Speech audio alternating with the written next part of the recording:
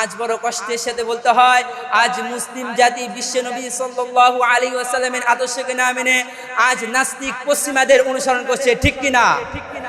সম্মানিত হাজিরিন, মুসলিম জাতি হয়তো ভুলে গিয়েছে নাস্তিক পশ্চিমাদের অনুসরণ করা মানে আবু জেহেলকে অনুসরণ করা। সম্মানিত হাজিরিন, মুসলিম জাতি হয়তো ভুলে গিয়েছে নাস্তিক পশ্চিমাদের অনুসরণ করা মানে আবু লাহাবকে অনুসরণ করা। আসসালামু আলাইকুম ওয়া রাহমাতুল্লাহি ওয়া বারাকাতুহু। نحمده ونصلي على رسوله الكريم أما بعد فأعوذ بالله من الشيطان الرجيم بسم الله الرحمن الرحيم وما أرسلناك إلا رحمة للعالمين وقال النبي صلى الله عليه وسلم المسلم من سلم المسلمون من لسانه ويهده أو كما قال عليه الصلاة والسلام।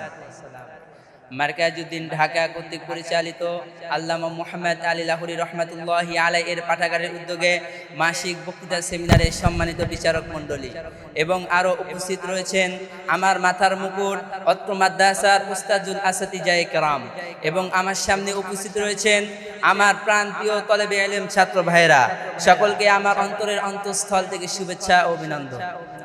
সম্মানিত হাজিরিন, আজ আমার আলোচনা করার বিষয়বস্তু হলো উত্তম চরিত্র ও উত্তম আদর্শ। তাই আমি আমার ক্ষুদ্র জ্ঞান থেকে এই বিষয়ে আলোচনা করার চেষ্টা করব ইনশাআল্লাহ। সম্মানিত হাজিরিন, এই পৃথিবী যখন জাহিলি যুগে পরিণত হয়েছিল ঠিক তখন আল্লাহ সুবহানাহু ওয়া তাআলা মানব জাতির হেদায়েতের জন্য নবী করিম সাল্লাল্লাহু আলাইহি ওয়াসাল্লামকে এই পৃথিবীর জমিনে প্রেরণ করেন। নবী করিম সাল্লাল্লাহু আলাইহি ওয়াসাল্লাম তো ছিলেন উত্তম চরিত্রের অধিকারী, তাই তার উত্তম চরিত্রের প্রভাবে হাজার হাজার নয় লক্ষ লক্ষ ইহুদিরা ইসলাম গ্রহণ করেছে, ঠিক কিনা? সম্মানিত হাজিরিন, প্রিয় নবীজির প্রতিটি কাজের মধ্যে ছিল উত্তম আদর্শ।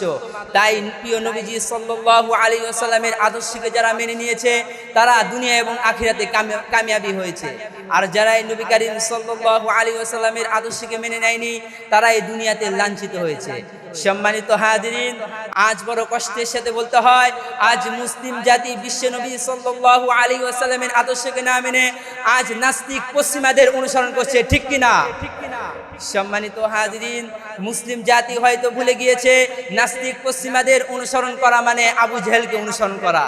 সম্মানিত হাজিরিন, মুসলিম জাতি হয়তো ভুলে গিয়েছে নাস্তিক পশ্চিমাদের অনুসরণ করা মানে আবু লাহাবকে অনুসরণ করা। সম্মানিত হাজিরিন, মুসলিম জাতি হয়তো ভুলে গিয়েছে এই নাস্তিক পশ্চিমারাই হলো আবু জেহেল এবং আবু লাহাবের উত্তরসূরি। সম্মানিত হাজিরিন, যারা এই নবী করিম সাল্লাল্লাহু আলাইহি ওয়াসাল্লামের আদর্শকে যারা জীবনে মেনে নিয়েছে তারাই জীবনে সফলকাম হয়েছে। তাই যাদের মধ্যে উত্তম আদর্শ থাকবে তাদের ব্যাপারে নবী করিম সাল্লাল্লাহু আলাইহি ওয়াসাল্লাম হাদিসের ভিতরে বলে দিয়েছেন, কাল হাসরের ময়দানে আমার সবচেয়ে বেশি নিকটবর্তী হবে তারা তোমাদের মধ্যে যারা আখলাকের বিচারে উত্তম। সম্মানিত হাজিরিন, ঠিক তেমনি ভাবে অপর এক হাদিসে নবী করিম সাল্লাল্লাহু আলাইহি ওয়াসাল্লামের কাছে এক মহিলার কথা জিজ্ঞাসা করা হয়েছিল। বলা হয়েছিল সে 5 ওয়াক্ত নামাজ আদায় করে এবং আরো অন্যান্য সমস্ত আমল করে, কিন্তু তার মুখ দ্বারা সে মানুষদের কষ্ট দেয়। নবী করিম সাল্লাল্লাহু আলাইহি ওয়াসাল্লাম এই কথা শুনে সেই মহিলাকে জাহান্নামী বলে ঘোষণা করেছেন। সম্মানিত হাজিরিন, রহমতে আলম সাল্লাল্লাহু আলাইহি ওয়াসাল্লামের আদর্শ তো এমন নয়, নবী করিম সাল্লাল্লাহু আলাইহি ওয়াসাল্লাম ছিলেন পুরো বিশ্ববাসীর জন্য রহমত।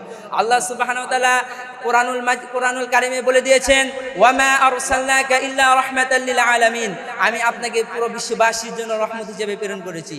তাই আমাদের সকলের উচিত নবী করিম সাল্লাল্লাহু আলাইহি ওয়াসাল্লামের আদর্শকে মেনে চলা।